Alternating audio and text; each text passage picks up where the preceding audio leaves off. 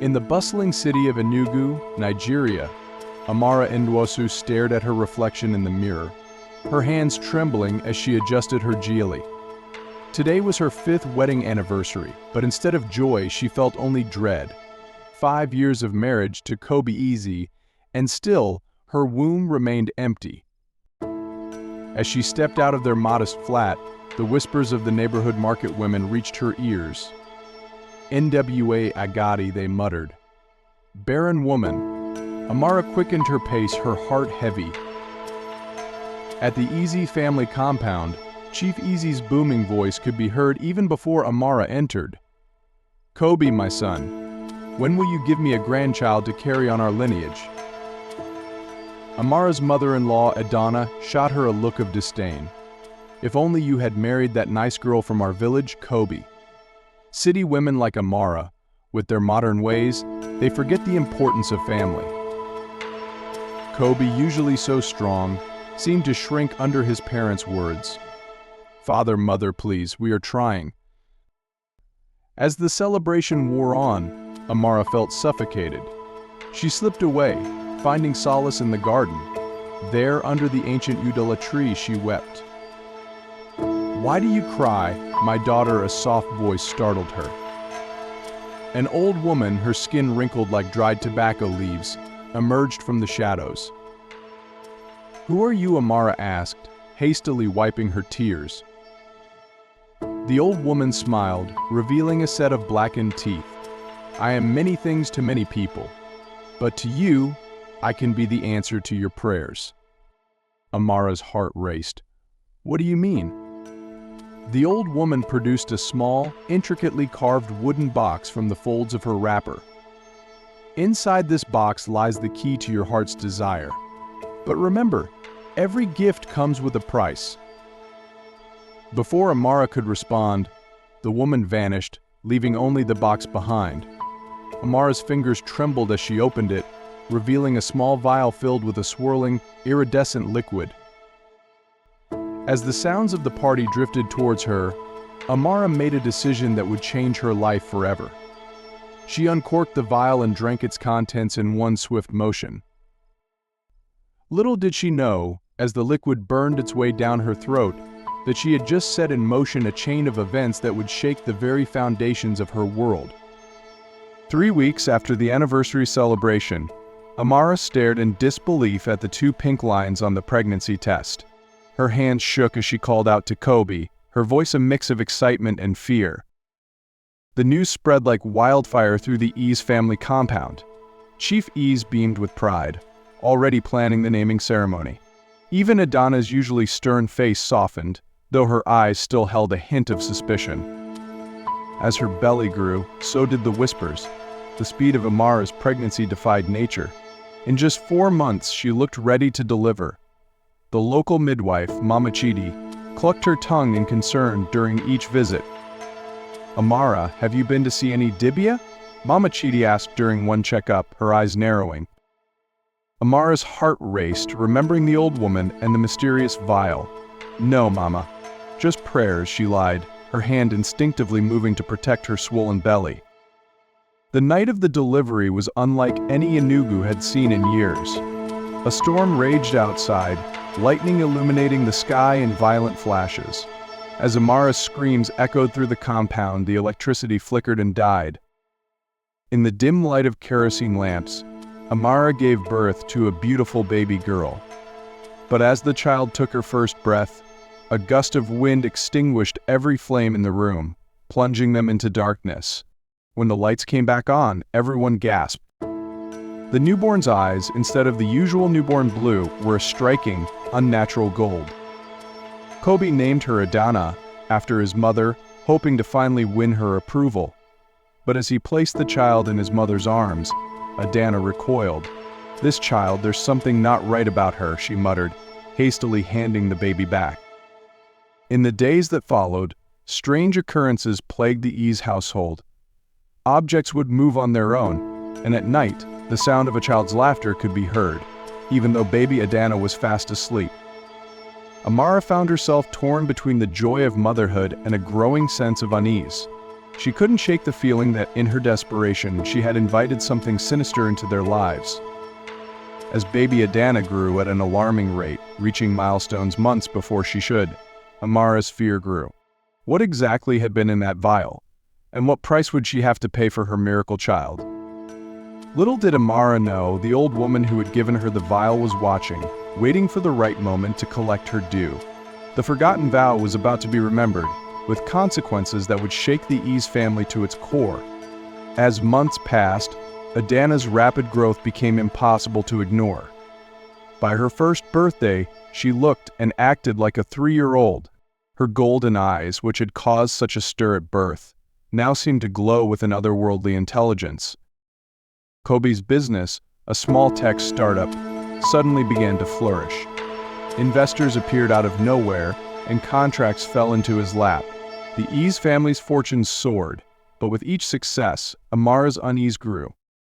One night, as Amara tucked Adana into bed, the child spoke in a voice far too mature for her years.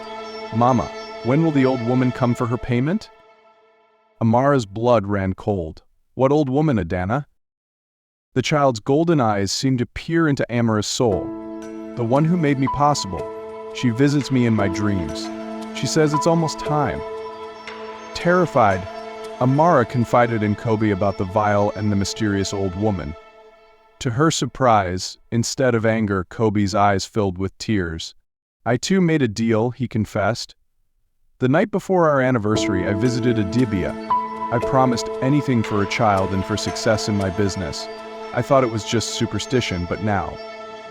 Their conversation was interrupted by a commotion outside. They rushed out to find Chief Ease on the ground, clutching his chest. As they took him to the hospital, Amara couldn't shake the feeling that this was only the beginning. Chief Ease survived his heart attack, but returned home a changed man. His booming voice was now quiet, his commanding presence diminished. Adana, now looking like a precocious 5-year-old at just 2 years of age, spent hours by her grandfather's bedside, whispering things that made the old man's eyes widen with fear.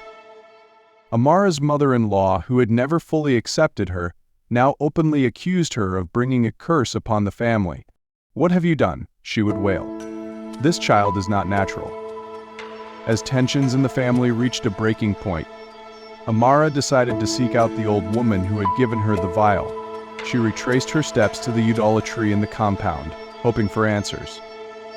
To her shock, she found Adana there, conversing with the old woman as if they were old friends.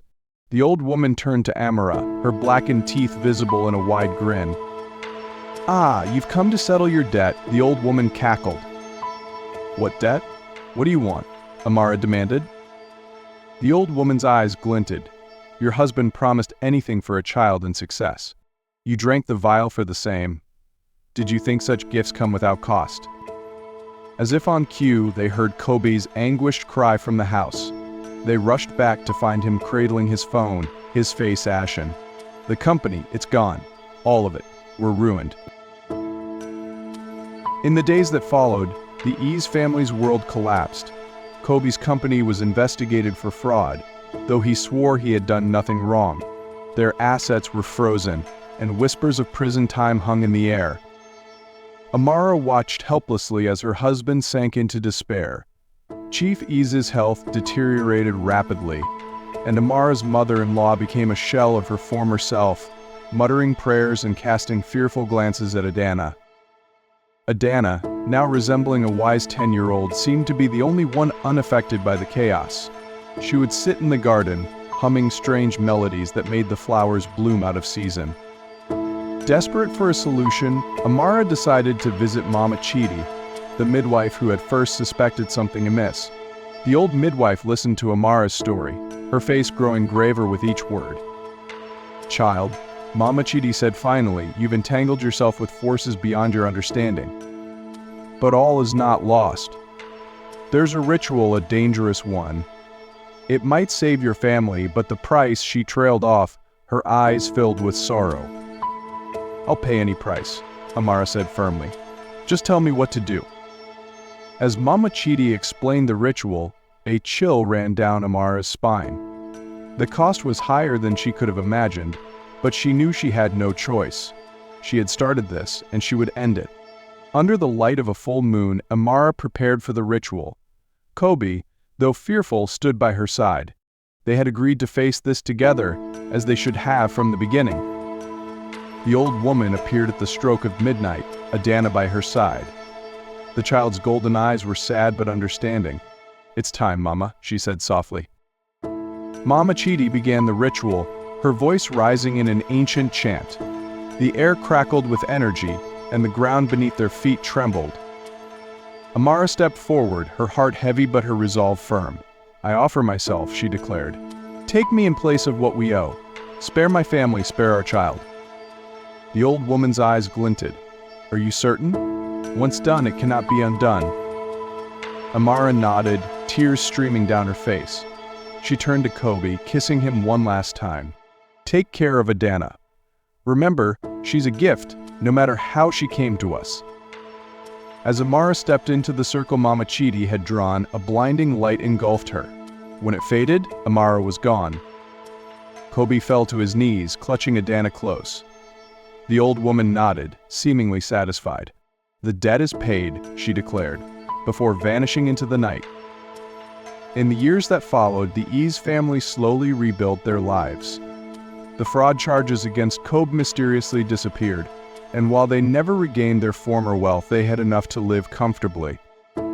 Adana's growth slowed to a normal pace, though her golden eyes remained a reminder of her unusual beginning. She grew into a compassionate young woman, using her unique gifts to help others in the community. Chief Ease and his wife found peace in their twilight years, their earlier prejudices softened by the love for their granddaughter and the memory of Amara's sacrifice. Kobe never remarried, his heart forever belonging to Amara. On quiet nights he could swear he felt her presence, a gentle breeze carrying the scent of her favorite flowers. As for Amara, legends began to spread an Enugu of a kind spirit who would appear to childless couples, offering comfort and hope. Some swore they saw a beautiful woman with eyes full of love and sorrow, gently warning against hasty bargains and reminding them of the power of patience and faith. And so, the story of the Forgotten Vow became a tale passed down through generations in Enugu, a story of love, sacrifice, and the enduring power of family, a reminder that the greatest miracles often come not from desperate deals, but from the strength found in facing life's challenges together. Please do well to subscribe, like and comment on our YouTube channel for more stories.